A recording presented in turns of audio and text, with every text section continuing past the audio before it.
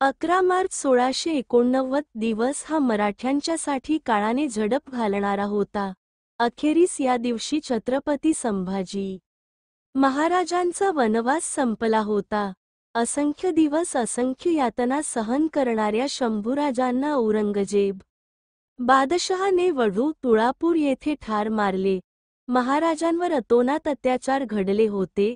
आधी महाराजांचे डोळे काढले होते, जीभ छाटली होती, संपूर्ण शरीराचा एक एक अवयव वेगळा करून औरंगजेबाच्या आज्ञेवरून इंद्रायणी भीमेच्या काठावर फेकून देण्यात आले। ज्या भीमा इंद्रायणीने शंभूराजांचे शौर्य आणि पराक्रम पाहिला होता, तीच इंद्रायणी भीमा शंभूराजांचा विखुरलेला देह पाहत होती। शंभूराजांच्या रक्ताने लाल झालेले त्या इंद्रायणी भीमेच्या काठावरचे पाणी सुद्धा हे शंभूराजांच्या रक्ताने माखलेले ते हाडामासाचे तुकडे बघून थरकापत होते। संध्याकाळ होत आली होती, परंतु शंभूराजांच्या शरीराच्या तुकड्याजवळ जाण्याची कोणाचीही हिंमत होत नव्हती।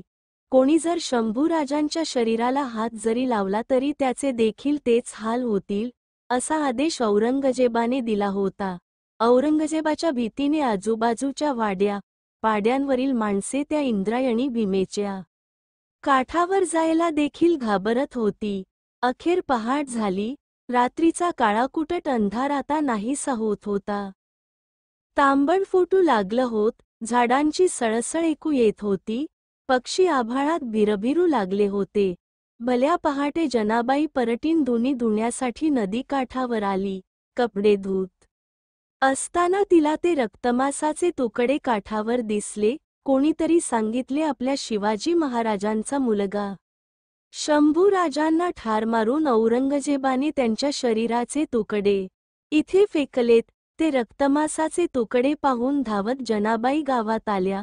शंभूराजांना ठार मारल्याची बातमी आता आजूबाजूला वाऱ्यासारखी पसरत होती।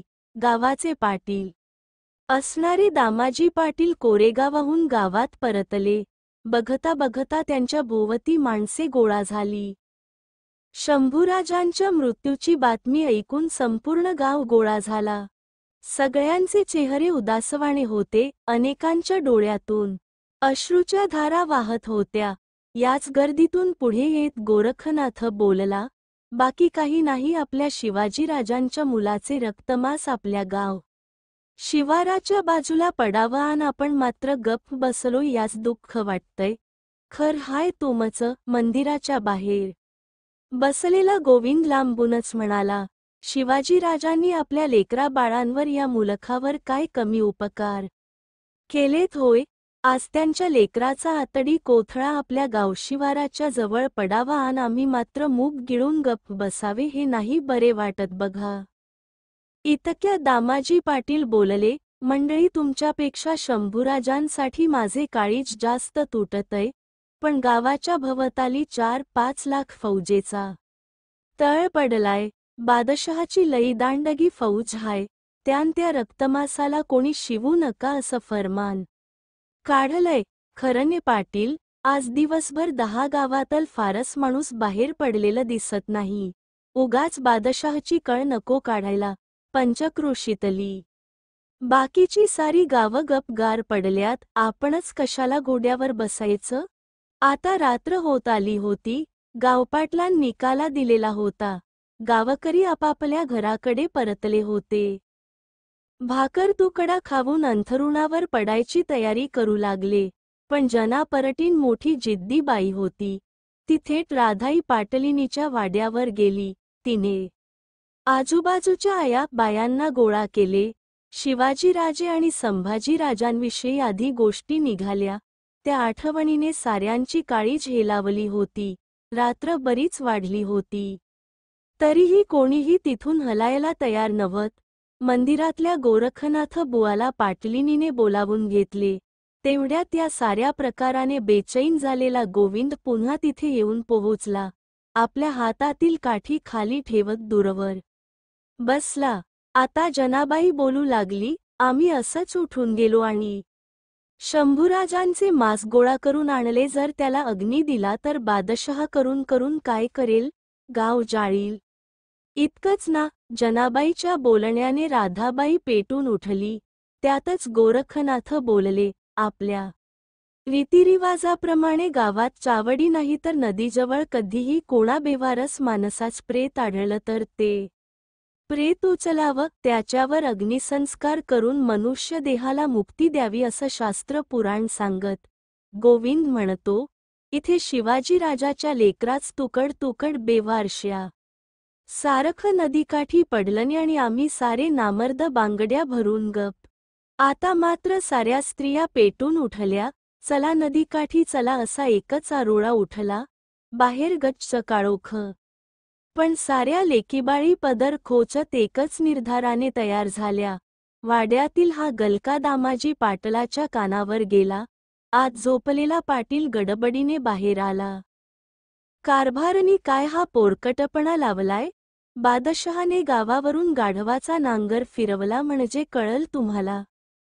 कारभारी, शिवाजी महाराजांच्या लेकराच मांस घारी गिधाडांना देण्यापरीस आपण आणलेले काय वाईट? असा गाव आणि असा जुलूम हवा कशाला? सांभाळा तुमचा गाव आणि घर. निघालो आम्ही. राधाई पाटलीन तरात्रा वाड्यातून बाहेर पडली. तिच्याबरोबर जना परटीन आणि वडू गावातील समग्र स्त्रीशक्ती झपाट्याने बाहेर पडली. नदीच्या दिशेने त्यांची पावले पडू लागली. हातात काठी घेऊन गोविंद सगळ्यांच्या पुढे होता. एकदाचा नदी काठ आला. आसमंतात काळा अंधार होता. त्यात बादशहाच्या फौजेची भीती होतीच. सगळ्या आया बायांनी सहज वळून एकदा पाठीमागे बघितले तर गावातील सगळी मंडळी त्यांच्या पाठोपाठत धावतच नदी किनारी येत होती. त्यांच्यासोबत दामाजी पाटीलही होते. मध्यरात्र असल्याने औरंगजेबाचे सर्व सैन्य त्याच्या छावणीत धाराडूर झोपलेले होते. गावकरी दबकत दबकत पुढे आले. त्यांनी कुडाचा चुला पेटवला. त्याच्या फुटफुटत्या प्रकाशात नदीकाठी शोधाशोध चालू झाली. शंभूराजांचे कान, पाय, हाताचा तुकडा असे एक एक अवयव सापडू लागले.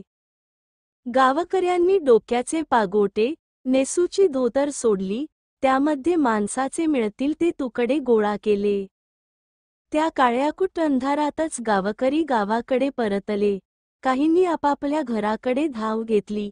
कोणी शेणकूट आणले, कोणी लाकूडफाटा आणला. दहनाची सगळी तयारी झाली. समोर पेच निर्माण झाला. चिता रचायची कोणाच्या जागेत? दामाजी पाटील आता आपल्या सर्व जमिनीवर पाणी सोडायला तयार होते. त्यांचा जमीन जुमला हा तिथून कोसभर अंतरावर. शिवाय तिथून बादशहाचा तळही अगदी जवळच. बाकीचे जमीन मालक घाबरले. उद्या बादशहाचे सैनिक आले आणि जमिनीचे मालक कोण म्हणून आपलाच गळा कापला तर? संपूर्ण गाव कुजबुजत होता. शेवटी गर्दीच्या कोपऱ्यात उभा असलेला गोविंद पुढे धावला. गावशिवाराजवळील त्याची जमीन दाखवत म्हणाला, या इकड, ही आम्हा महारांची वतनी जमीन. इथं आमच्या जमिनीत द्या अग्नी शंभूराजांना. समजा उद्या बादशहाचे संकट आलंच तर कुळबी निघून जाऊ. आम्हा गरिबांच्या ताटलीत हात घालून घुगऱ्या खाणारा राजा हाय माझा शंभूराजा. कस विसरू आम्ही? तिथे गोविंदच्या जागेत सरण रचलं गेलं. बादशहाची फौज कधीही अचानक गावात येऊ शकत होती. दामाजी पाटलानं गावातील तरण्या पोरांना गावशिवारात उभे राहून लक्ष ठेवायला सांगितले. अचानक वैर्याची घोडी धावत आली तर त्यांना वेशीबाहेरच अडवा.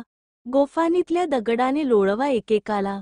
प्राण गेला तरी चालेल परंतु अग्निसंस्कारात अडथळा येऊ देऊ नका, असे दामाजी पाटलाने पोरांना बजावून सांगितले. गोरखनाथ बुवांनी बेलपत्र आणि तुळशीपत्र वाहिली. अखेर शंभूराजांच्या चितेला अग्नी दिला गेला.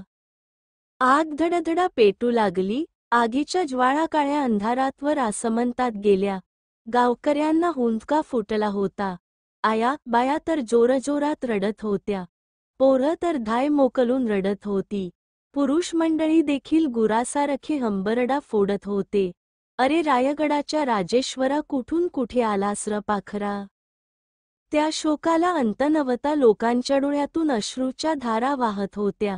पहाट होण्याआधीच राजांची चिता विझवली गेली. राजांची गरम रक्षा घेऊन पुन्हा सारा गाव भीमेच्या काठाकडे धावला. तांबड फुटायच्या आत ती रक्षा नदीत अर्पण केली गेली. आता उजाडू लागलं होत. पाखरे जागी होऊ लागली होती. नदीकाठावर जमलेला तो वडू गाव एकमेकांकडे अभिमानाने बघत होता.